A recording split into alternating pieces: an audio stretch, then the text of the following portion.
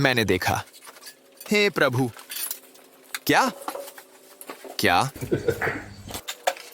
अब मुझे हर सप्ताह ईमेल के माध्यम से मदद के लिए 20 से 50 रिक्वेस्ट्स मिलते हैं, जिनमें से कई यहां देखी गई बिल्कुल समान स्थिति में होते हैं।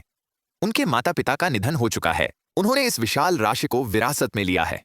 उन्हें समझ में नहीं आता कि कहां से शुरू किया जाए।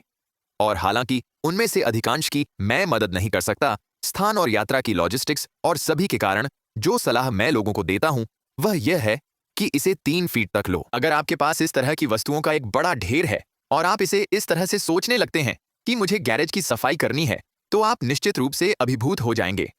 यह आपके मस्तिष्क के लिए समझने के लिए बहुत अधिक है। आप अपने आप को बहुत बड़े लक्ष्य के साथ ओवरलोड कर रहे हैं। तो मैं जो करता हूं वह यह है कि मैं मानसिक रूप से गैरेज के एक हिस्से को ग्रिड करता हूं और मैं कहता हूं मैं सिर्फ इस 10 फुट से 10 फुट के हिस्से को साफ करूंगा, या मैं इस 3 फुट से 3 फुट के काउंटर टॉप को साफ करूंगा। मैं गैरेज को बिल्कुल नहीं देखता। मैं उस छोटे से मानसिक ग्रिड को ही देखता हूं जो मैंने खुद को दिया है। लक्ष्य है सभी बड़े सामानों से छुटकारा पाना, जमीन तक साफ करना, फिर अपने लिए कुछ चलने की जगह बनाना। क्योंकि जैसे ही आप चलने के लिए जगह देते हैं, बिना कचरे पर कदम रखे, तभी यह सबसे साफ दिखता है। जैसे ही आप फर्श पर चलने में सक्षम होते हैं बिना किसी बकवास के, तभी आपको लगता है कि आपने एक बड़ी उपलब्धि हासिल की है।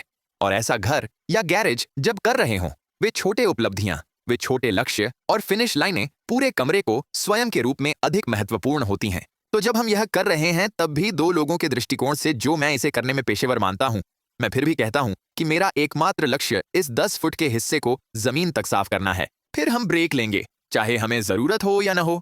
मेरे पास बड़ी सफाई चैनलों पर दोस्त हैं, जैसे कि क्लीन विद बार्बी और ए ब्यूटीफुल मेस, जो मेहनती होते हैं। वे मशीनें हैं।